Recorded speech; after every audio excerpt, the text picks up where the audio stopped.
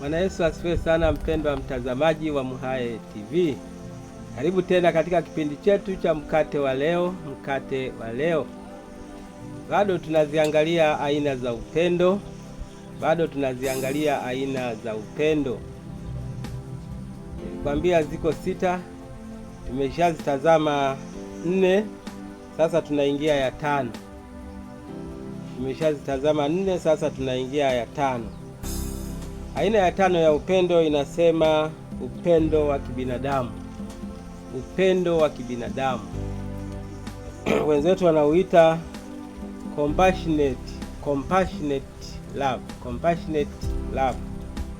Huu ni upendo wa kibinadamu ambao upendo huu unafanya kazi kama ifuatavyo. Kwanza unaelekezwa kwa watu wote. Mwenye upendo wa aina hii lazima uelekeze kwa watu wote. Kwa hiyo maana yake watu wote wanahusika katika kupendwa na kupenda. Pia huu upendo wa kibinadamu una huruma ndani yake. Unayo huruma ndani yake. Halafu unatoa msaada kwa wahitaji. Unatoa msaada. Lakini pia unajali. Ni upendo wenye kujali. Kujali nini? Kujali ustawi wa wengine. Kujali wengine nao wapate ustawi. Hautaki wenyewe ustawi wenyewe peke yake, lakini ungependa na wengine nao wastawi, bila kujali udugu au dini. Kwa hiyo maana yake upendo huu wa kibinadamu huwa haumbagui mtu kwa sababu ya rangi yake au dini yake ama kwa sababu yeye ni ndugu. Hapana, wenyewe haubagui mtu. Ukiamua kumhurumia mtu, unamhurumia tu mtu kwa sababu huyo mtu anahitaji huruma.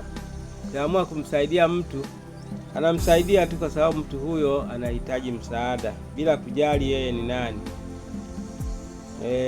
Kama akiamua kujali ustawi wa watu, basi habagui. Kila mtu angependa stawi bila kujali tofauti alionayo na huyo mtu anayetaka kumsaidia. Kwa hiyo upendo huu wa kibinadamu ni upendo unaoelekezwa kwetu sote, mimi na wewe tunapaswa kumpenda Mungu. Mimi na wewe tunapaswa kupendana sisi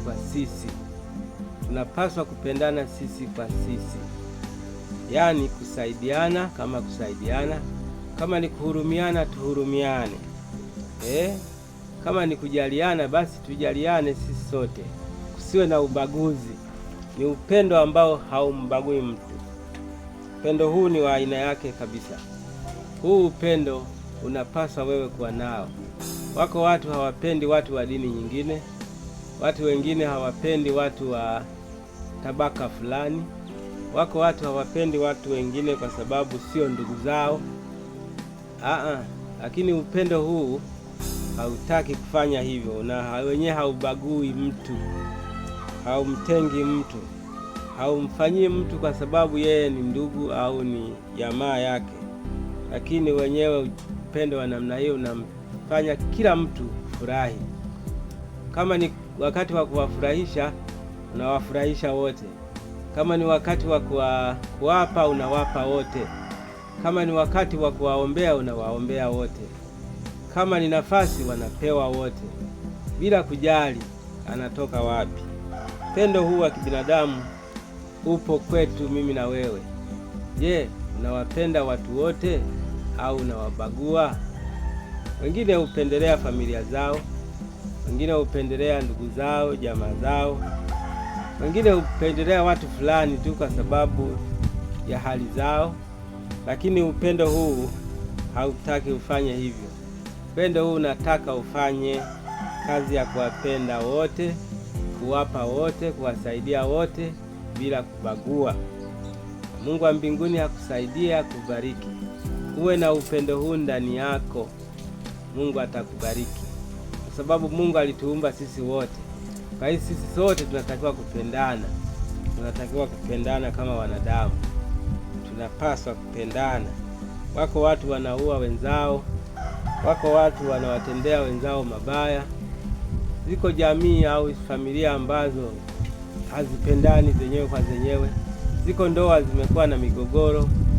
Yako mambo kadha wa kadha ya kutokupendana, lakini upendo huu unawataka watu wote kupendana bila kubagua. Mungu akusaidie uwe na upendo huu ndani yako. Upendo huu ukiwa nao hautajuta, bali utafurahi. Kila mtu utamfurahia na kila mtu atakufurahia. Tukuzwe jina la Mungu kwa kuwa umesikia hili, nami nikubariki. Kuingia na kutoka kwako siku zote kuwe kwa furaha, katika jina lake Mungu Baba na Mwana na Roho Mtakatifu. Amen.